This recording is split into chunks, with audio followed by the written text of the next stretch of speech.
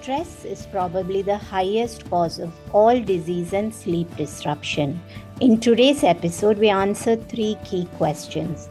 How are stress and sleep so closely intertwined? Why is it critical to get trauma out of our body so we can move out of survival mode? How are trauma and stress connected to not being good enough and impactful to healing and sleep?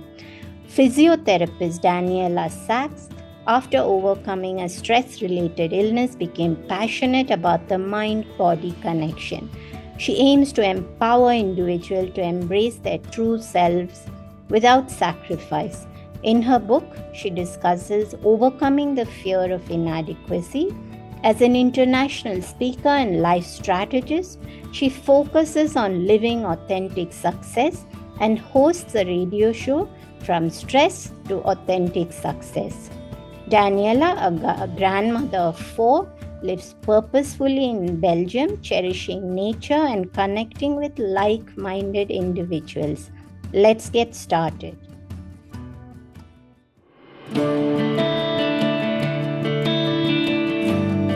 Hey everyone, I'm Deepa, light functional medicine practitioner, author and yogini, and you're listening to the Sleep Whisperer podcast, the only sleep podcast with conversations and meditations. I'm on a mission to share profoundly insightful sleep conversations with global visionaries that merge together functional medicine and ancient wisdom. Breathe in bliss through weekly guided meditations and let yourself enter the land of dreams. Together, let's unravel the pieces, get to the roots, and understand the right tools to transform your sleep completely. Through this podcast, I want you to dream the best version of yourself. It's time to regain hope and begin your sleep journey. Danielle, welcome to the Sleep Whisperer podcast, and this time we're going the other way around, and last time you had me on your podcast. Yes. I think Thank you for having me. I just want to say I'm really honored that you asked me back. It's a pleasure to have you, and we had a great connection last time as well. So I think that, in the space of sleep podcasts, health podcasts, there's so much of information and the science, but I feel truly somewhere in my heart that people resonate a whole lot more to the personal story and our vulnerabilities. Yes, I agree. And I just feel that sometimes you get overwhelmed by the information out there in health podcasts especially, and sometimes I feel it's counterproductive to what they're trying to achieve because it just leaves the listener feeling so overwhelmed. So I would love There's to nothing more important than the story. Your story, my story, that's Absolutely. what people love to hear. So yes. I think today I would like to set aside the typical podcast format of the science and the subject and talk to you about you as a person. I know that stress has played a big part in your life and therefore impacting sleep as well. But talk to us a little bit about your own story and your vulnerabilities, whatever you're willing to share. Well, maybe it's important to share that already from a very young age, I grew up in a beautiful, household. But when I was 5 years old, my little brother, I had a sister, an older sister. I was 5, and there came a little brother. And at 6 months old, I went to school in the morning. I came back at lunchtime, and he had died from cot death. So. And we are now talking about, let's say, 56 years ago, 57 years ago, Deepa. So you can imagine that at that stage, trauma wasn't seen as it is now. The little T trauma or the big T trauma, it was a totally different thing. So I, as a highly sensitive child, took it upon me because I saw my parents and my sister in such sadness and grief and stress, and that I took it upon me as my responsibility to not just take care of them, but to be the good girl, to be the good daughter, the good sister. And that subconscious truth, like really imprinting that I did upon myself, made that the years ahead, I was always, also as a sensitive person, trying to be good and trying to be enough for others and meeting the expectations of my outside world, of society.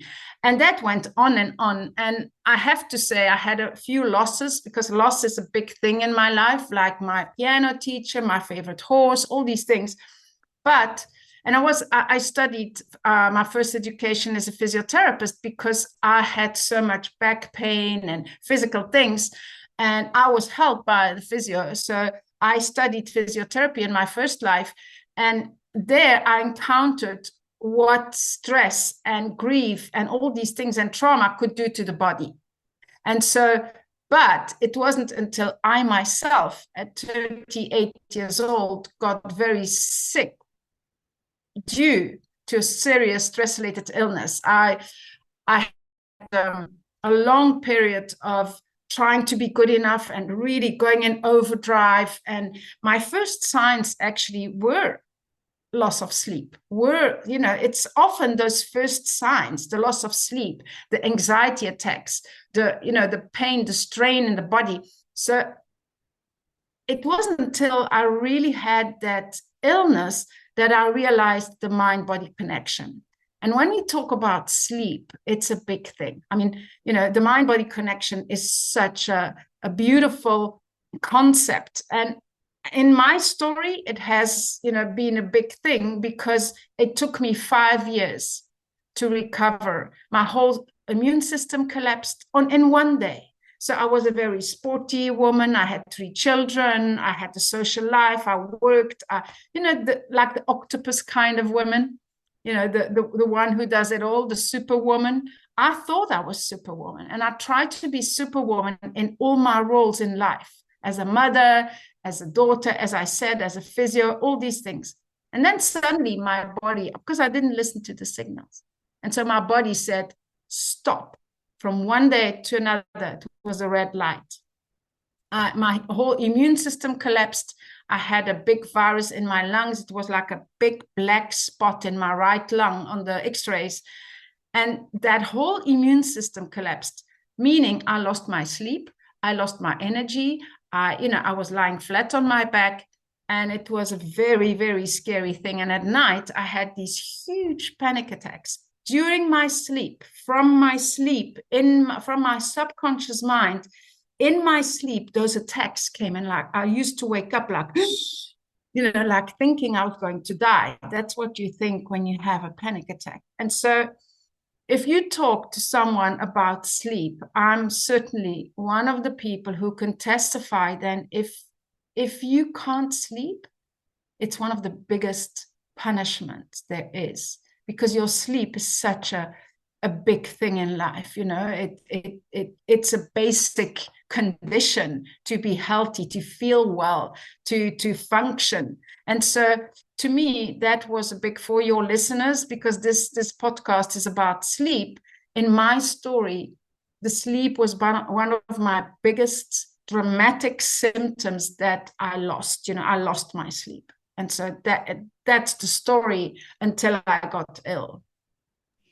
Danielle, that recently I did an episode with a doctor in the UK called Dr. Deepak Ravindran, and he spoke about trauma-informed care. And basically, when we spoke about what is trauma-informed care, he spoke about how, we've started to realize that in mainstream medicine, these big T's and small T's play a big role in development of illness. So it's wonderful to see that doctors in the front line are bringing attention to concepts such as trauma, because so many of us have had such incidents of trauma. You spoke about your brother's sudden, I can't even begin to comprehend how you can process the sudden death of a young child for no rhyme or reason.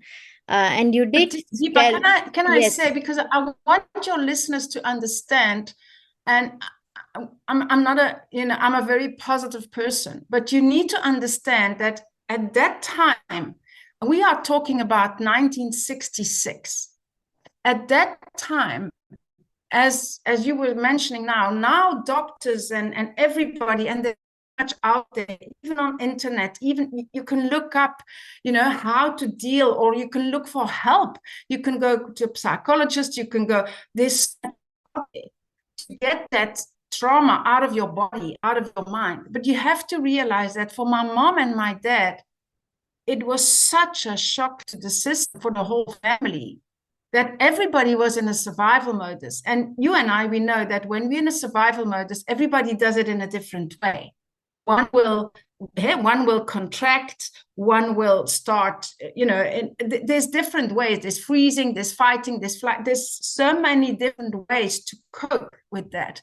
But one needs to understand, and that's why I'm always very careful with what I say to people, because 50, 60 years ago, there wasn't even the family doctor didn't even talk to me as a child on what is this for you, how do you feel. Nobody ever asked me how I felt, because I was the brave girl, and I was showing everybody that I would care for my family. I took on such responsibility, and that was a big thing. You see, we all respond in a different way. My sister, who was 2.5 years older, responded in a totally different way. And so I just want to say that what happened then, and I think a lot of people are 50, 60 years old today, 70 years old today. I don't even want to talk about people who lived the war. Can you imagine, like the First World War, the Second World War? These are big T's, like you say. But it's also about the small T's. In my practice, when I do hypnosis, I see the little T's, like a teacher who says to a 6-year-old that she's not capable of speaking well in front of the class. That little girl has a problem with speaking in public, or even in just a meeting in the corporate world, or even at the dinner table, to speak her truth. You see, so it can be, it gives me goosebumps. It can be small T's like that in that time needed. Now, if that happens, the little girl of 6 years old can be guided, can be helped, can be taken care of, because there's special care at school, there's all sorts of things going on. But 60 years ago, 50 years ago, Deepa, we talking, so there's this generation like me that never had guidance, never had help with trauma. And we have to see how much it has evolved, how beautiful, even the sleep. When we talk about sleep, that I was put in a psycho ward with burglar guards on my window, so that I could not escape. That's how they saw me at first in the beginning, when I had these anxiety and panic attacks and I couldn't sleep. When you couldn't sleep 30 years ago, 40 years ago, you were put into a ward. Now, I mean, can you see what I'm saying? So the whole approach has changed so much, that I am so grateful for today. That's why we are doing what we're doing. I mean, there was no podcast, hey? There was no story to listen to. People couldn't hear each other's story. I thought I was on my own in the beginning when I was ill, and that's now 25, 26 years ago. I thought I was an alien. While now, when you see how many people have sleeping disorders, problems, they are not put into a psycho things ward, hey? We treat them properly. I mean, does that make sense? That for me is a big, big change that I so embrace and I'm so grateful for.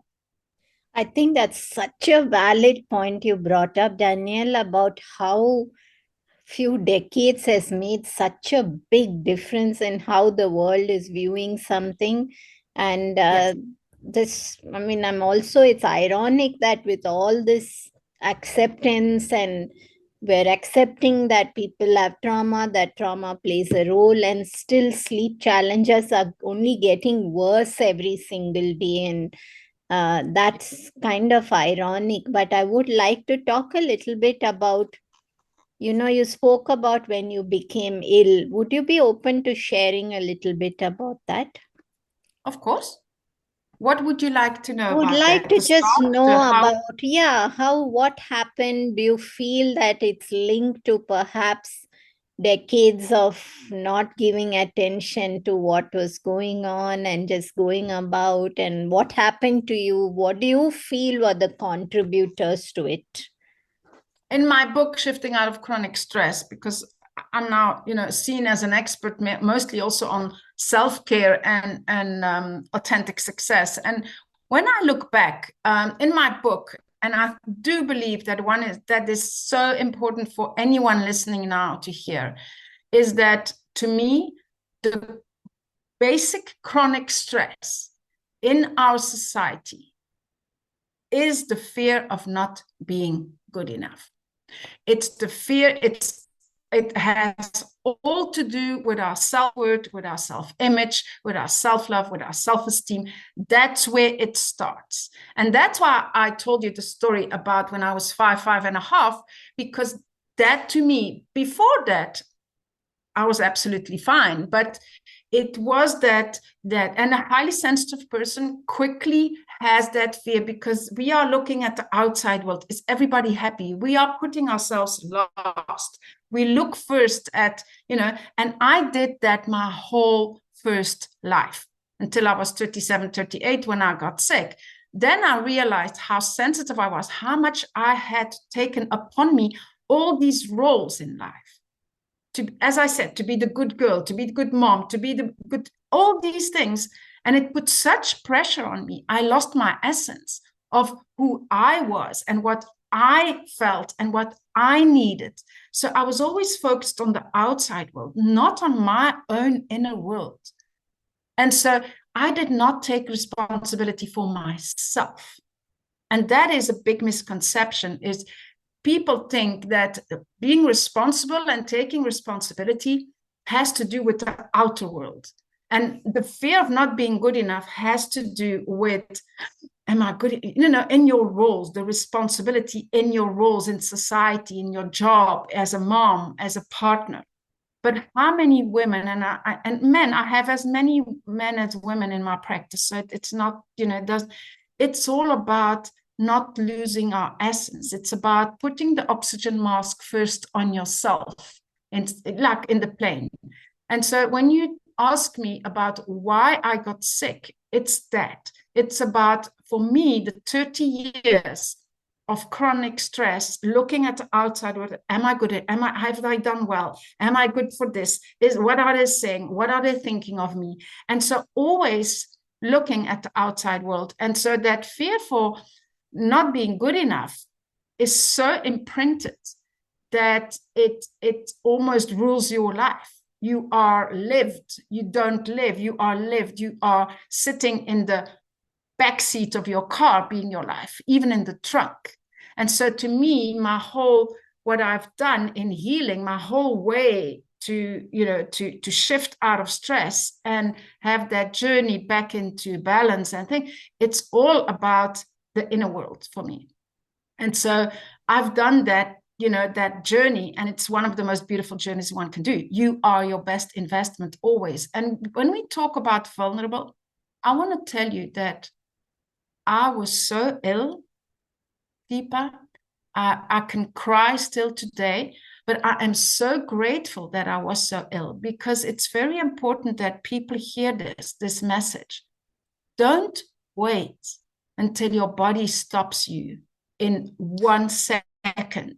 I was flat in one. I was at the fitness. I was doing fitness, and suddenly I got very wobbly, and a few hours later I was in hospital and I couldn't do anything anymore. So just to tell you that, why are we waiting for the crisis, for the body to stop us? Why are we not listening to the signals, and that's why I'm, it's my mission now to prevent that kind of thing to happen to people.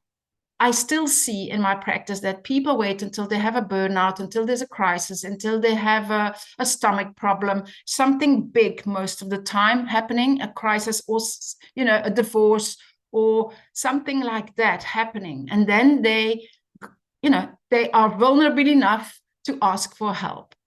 Asking for help still today, and I was saying that 50 years ago, there was no help. But still today, asking for help sometimes seems like a weakness.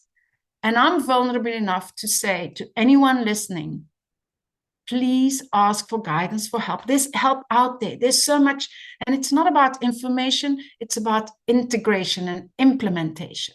We all know about self-care, and we think it has to do with eating well, sleeping. And sleeping is the biggest part, almost for me, because that's how I lived it. The day I could start to sleep again, and in the beginning it was with a lot of medication, I'll be vulnerable. It was there was nothing else that could keep me down and make me sleep than heavy medication. But I'm grateful that it exists, because without that, I wouldn't have been here. I couldn't even talk today.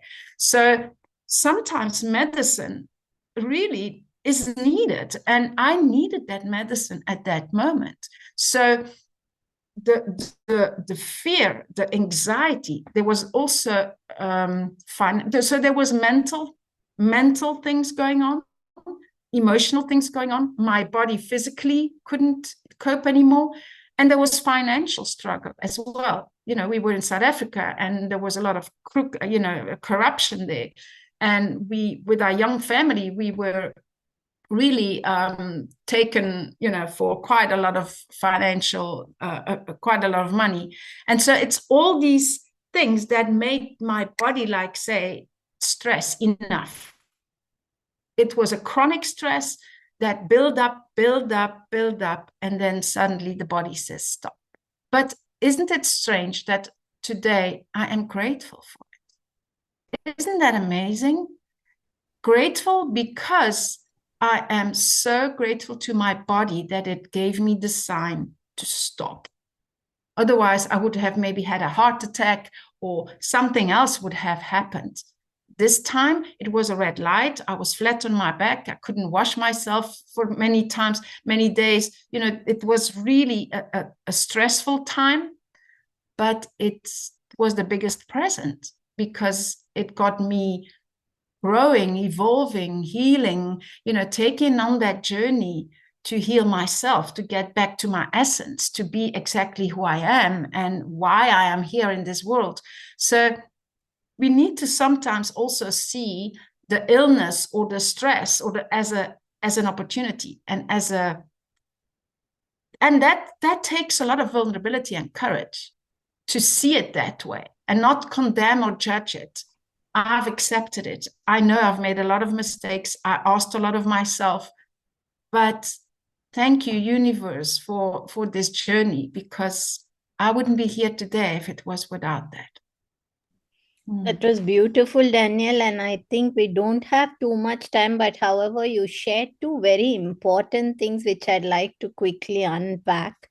One was this feeling about we never feel good enough. And I just want to say that living in a world of social media, it seems almost impossible to not feel that way, because every time you're out there, it's somebody's right, and it's almost like it's messing with the most stable of minds. I can tell you for sure that you can convince yourself of anything, but when you go out there, and then when you're told try to engage with people, and then you see this engagement which is sending this subliminal message that you're not good enough. Do you have any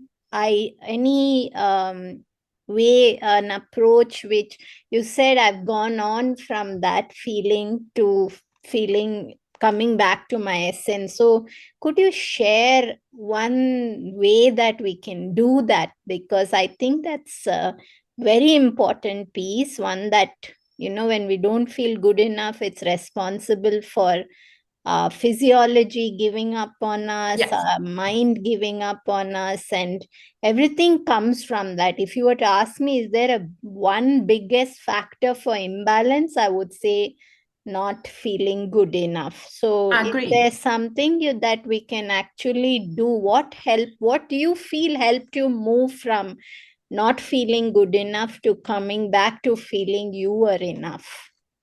Well, it's a process, eh? It's a journey. Deepa, let's be clear. There's not one tip. If there would be one tip that I could give, then I would be somewhere in Thailand with a cocktail on the beach. There would be no work for me, and I would be. But what I want to say is, I have a 7-step journey that I do with my clients, and it builds up. So it's a journey. It's a process. But one of the biggest, and maybe I can share the first step, and I've talked already a little bit about it. The first step in anything that you want to change is taking responsibility. That means becoming aware of what is going. If you're not, awareness, consciousness is the first thing. If you're not aware, you can't change it. But that taking responsibility, as I explained in the beginning, is a big one, because we take so much responsibility for roles in our life, but we don't take responsibility for our own thoughts, our own feelings, our own actions, needs, that kind of thing. So sitting in the driver's seat of your car is, for highly sensitive people, for many people in this society, a big challenge, because we are used to sit in the trunk. Like you say, social media are driving our lives sometimes. The supermarket, the advertising, they are sitting in the driver's seat of our car. People, it gives me goosebumps again. So people don't realize that often in many situations, in many systems in our society, we are not in the driver's seat. People are in the driver's seat, advertising, systems, social media. So it's time. That's when you can get back to your essence, is first take responsibility, be aware of what is going on, looking at different areas in your life and being aware of what is going on in your inner world. How am I thinking? So it's a complex, but I think if people can just that take away from today, and that counts for your sleep as well. Be honest, because the second step is being honest also. Once you are aware, being honest and looking at it and seeing, okay, that's how it is now. It doesn't have to stay like that in the truth. I don't have to stay in the truth of, I need to be the good girl. I changed that imprint. I don't need to be the good girl anymore. I'm not 5, 6 years old anymore. I don't need to be. I can be just me, and that's enough. So it's a journey. Can you see? It's a journey, but I think taking responsibility for yourself, Deepa, is a big one. And I'm doing a masterclass soon on that as well, because it's people are too much focused and at the outside world, like you say, in social media, on TV, in any media, and we look too much at the outside world, and that determines our inside world. It must be the opposite. It's our inside world who determines our outside. That's what works the best. All is energy. Sleep is energy. It's all energy. And I Does think that answer a little bit your question? yes, a little bit, Danielle. And I think to finish, I want to go into the other point you spoke about, which is, why do we wait until our body collapses before we learn a lesson? And I've also made it my mission to try and tell people to listen to your body when it whispers, or it will be forced to scream at you. In Ayurveda, there's a beautiful saying that there are 6 stages of disease, and what shows up in a hospital or a lab is only in stage 5 or 6. So you've already progressed in disease. So it talks a lot about how in stage 1 and 2, you have so many signs that your body is tipping off even keel, and how if you make a turnaround at that point in time, you can stop the progression. So I would love for us to wrap up your episode talking a little bit about Of course, we all want people to listen when it whispers, but any thoughts about why we keep doing this to ourselves? Why do we listen when the loved one passes away? Why do we only listen when I know. somebody gets a fatal diagnosis? Or, it's I just can alarming as I a can world. mm, I can answer that question with, I've been to I've been through a lot of research as you do, with Dr. Joe Dispenza and all these people. And when you know deeper, and I find it so interesting, the neuroscience, how, why are we doing this? Why is our brain doing this? And when you know that 90% of our thoughts of today are the same as yesterday, and 90% of our thoughts of tomorrow are the same as today, that means we predict, the future. So if we don't change our thinking, if we not, that's why I'm saying taking responsibility for what am I thinking, the awareness, being aware. If your body shows you, whether it's, I'm just saying, neck pain and shoulder pain, ask yourself the right questions. Not what pill can I take so I don't have the pain, but ask yourself the question, what is going on? What burden am I, what weight is on my shoulders? In any symptom, even the stomach, the toe, any place in your body, you can always ask the question, what are you trying to say? What is going on? Stomach pain. What is it that I can't digest? What is going that kind? If you have throat, I had a client with a big throat infection. We had a whole session on what is it that your throat chakra is contracting? What is it that you can't speak about? So to me, it's all about, instead of living on autopilot, like we are programmed to do, even neuroscience, the brain is proving it to us, is becoming more aware, more, okay, that symptom, I've been now 2 days with this pain there, or with this shoulder, or with this migraine. Every 2 months, I have a migraine. Go a bit deeper and ask the questions, because that's where a lot of things can become more clear. And if you have clarity, if you can find, we call it also the root cause, in hypnosis, we go to the root cause of the problem.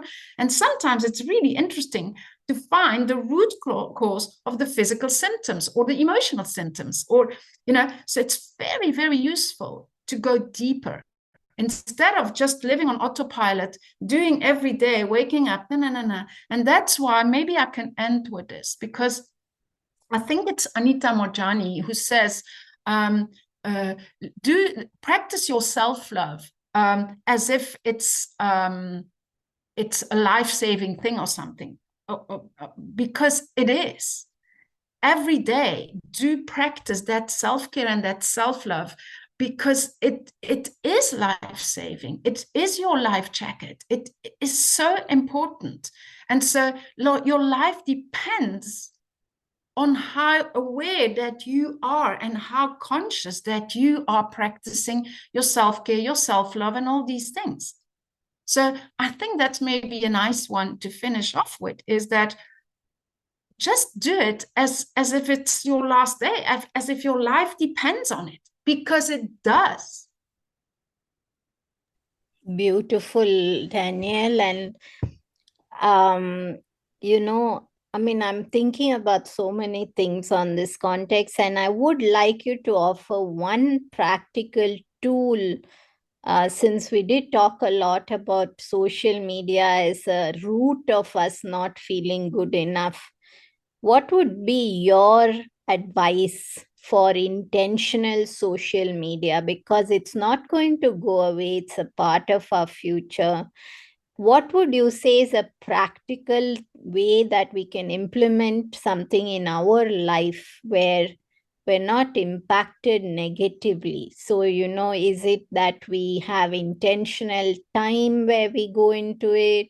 Is it that we, even if you choose to not follow accounts which are more aggressive and focused on just trying to show their point of view. The fact is that even in subtle comments, even in the energy of the space can Yes. sometimes feel as if it's overwhelming and depleting. So, would you leave us with one final takeaway, a practical way that we can be on social media without losing the essence of ourselves? Well, I do believe that social media can be something that can help you. So what I would suggest is I interviewed not too long ago, a few months ago, an English lady who founded a system for children, for youngster, how to go on with social media, and she had invented tokens, and so every child gets like three, let's say seven tokens a week, and you can choose when you use those tokens. But when that time of that token is done, it's done. So it's about, and I just want to give that as a tip. It's about locking your time, whether it's with email, it's the same. Whether it's with your piece computer work, it's the same. Block out times, and I think with social media, as limited as possible. And for me, the one thing that is important is that when you look on social media, I want you to look for inspiration, not comparison. When you feel that you are comparing yourself, that you think, oh, she's doing that and I'm not that far, or oh, she's slim so and I'm not, oh, she's cooking a lot of beautiful meals and I can't do that. When you go into comparison, it's time to stop. When it's inspiration and it makes you feel more worthy and more, wow, yes, your potential, your self-worth, your motivation, that's a totally different thing. So to me, it's about stopping the comparison. Is that a practical enough tip for you? But I find the tokens, the limited periods that you use your phone, because I think every phone now says this week you were on your phone two hours a day. I have clients who are on their phone 6.5 hours a day. I mean, then you know that you need to, but it's a drug, it's an addiction as well. It has become such a poison in our society. So to me, the practical tip is, if you feel yourself comparing, time to stop. That's not one to follow. That's not one to look at. No, just do it as an inspiration and I a think that's motivation. perfect, Danielle, to end. I think that's really beautiful that we all, I think, feel that comparison. And I think that's a great cue to just say, okay, it's time to take a break. I love Yes. also the system of tokens. However, I'm just wondering the challenges of implementing it, because children, It is. especially today, are so hooked to it that Yes. one of the mental health hospitals in India has started an entire wing on de addiction from phone usage for adults I'm and not children. surprised. And it shows what a real problem that is in our modern age. Yes. And I think the token system sounds wonderful. Can However, I add something here, yes, Deepa? absolutely. Just to finish, because I want any parent. I mean, most listeners of your podcasts are probably parenting in any way. It doesn't have to be your child, in school, whatever it is. I just want to tell you that I have so many parents here or people here who ask their children not to go on their cell phone while they do it themselves at any moment in time. And so the children, please understand, children are copying you. Their subconscious mind, they copy what they don't do, what you say, they do what you do. So as it's the same with smoking, it's the same with TV watching, with screens. Whatever you do, know that your child will always copy you. So it doesn't start with the child, it starts with the parent. That for Perfect. me is a big Perfect. one. I think so. I'm in full agreement with you, Danielle. I see it all the time. And I really think that we have a long way to go before we can tell our children what they must be And I don't know if it's probably a more challenging world for our kids, because I can see from when I was in school to when my son is in high school, he hardly has any handwriting. Everything is on the screen, every assignment's on the screen. And I think we're setting up education itself in a way where we are creating this dependency and the addiction of the screens. And I think that's a real problem in the world today. But I mean, it's a problem for sleep. Yes, absolutely. And imagine being on that screen, and then you close your eyes and you want your brain to shut down. Sorry, the curtain won't close, eh? Yes. Beautiful, Danielle. I think this was a very important conversation. For me, the biggest takeaways from today was one, that the problem is that we don't feel good enough. Two is that it's a real problem that we wait for our body to scream. Three, that stop social media the moment you're comparing and instead look for inspiration. That was a beautiful takeaway to end the whole episode on. And of course, using a token system. I'd love to know actually if you can share. I can put it in the show notes about who said that. So is there a way that we can I'll have to look structure that? No worries. But it seems like a good, of course, I'd still be concerned about practical implementation of it, but we can all keep trying. We can all try to pay it forward to someone else and hope that we change the world together. I so agree, and thank you for this beautiful, authentic conversation, because I think, you see, this podcast is inspiration. There's nothing in here to compare. Please don't compare yourself to me or to Deepa please take everything we say as an inspiration, as something. If you are not having a lot of self-worth today, that's okay. Accept where you are now. That's what I was saying. Go for help. Go for guidance. There's so much out there. You can connect with me, with Deepa, with there's so many beautiful souls who are really ready to help you. And so there's no shame anymore. I feel there's no shame. Asking for help is a strength, not a weakness. So anyone listening, please be inspired. Don't compare yourself. Big one. Good one to end on, Danielle. Thank you so much for giving your time, sharing honest, vulnerable parts of your story. I'm very blessed that you had this conversation. Thank you. Thank you so much. When it comes to stress, Abhyanga, the ancient practice to soothe the nervous system, is a game changer. In my ancient Abhyanga masterclass, you can get frameworks to choose the right oil, massage with the right energy meridians, and create your own bath powder. Buy yours at www.ohahealth.com. Have a great day. This podcast is intended to provide helpful and informative material on the subject matter covered in the episodes. The podcast is not acting in the capacity of a doctor or a registered dietitian and is not rendering any professional healthcare or medical service.